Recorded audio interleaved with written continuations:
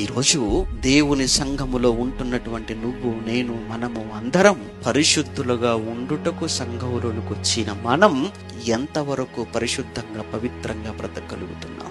ఈరోజు మన ముందున్న ప్రశ్న. నిజమే, సంఘంలోకి రాకముందు చీకట్లో ఉన్నాం, అంధకారంలో ఉన్నాం. ఎన్నో వేషాలు, ఎంతో కపటం, మాయ, ఎన్నో అబద్ధాలు, ఎన్నో చెయ్యకూడని మాట్లాడకూడని పనులు, మాటలతో జీవితం అంతా పాడు చేసుకుని ఉన్న సమయంలో యేసు పిలిచాడు.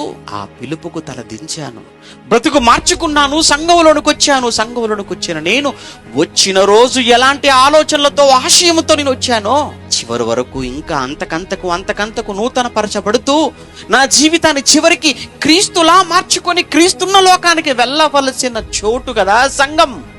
అట్టి సంఘంలోనికి వచ్చిన నువ్వు, అట్టి సంఘంలోనికి వచ్చిన మీరు ఇప్పుడు ఎలా ఉన్నారు? నిజంగా అలానే ఉన్నారా? అలానే బ్రతుకుతున్నారా పరిశుద్ధంగా? అలానే బ్రతుకుతున్నారా పవిత్రంగా? లేదంటే మరలా ఏమైనా దయ్యపు ఛాయలు ఏమైనా మీలో కనబడుతున్నాయా?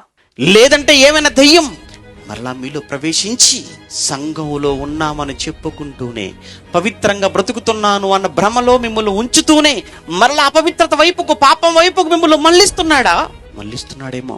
మళ్ళా దయ్యం ఆవహించిందేమో, సాతాను పట్టిందేమో. మనం సాతాను పట్టటము, దయ్యం పట్టడం అనగానే జుట్టంతా విరబోసుకొని పిచ్చి పిచ్చి అరుపులు, కేకలతో మనుషుల్ని చూస్తుంటే వారికి పట్టిందని అనుకుంటున్నాం. వారికి పట్టింది దయ్యం కాదు, వారికి పట్టింది జబ్బు. నీకు పట్టింది దయ్యం.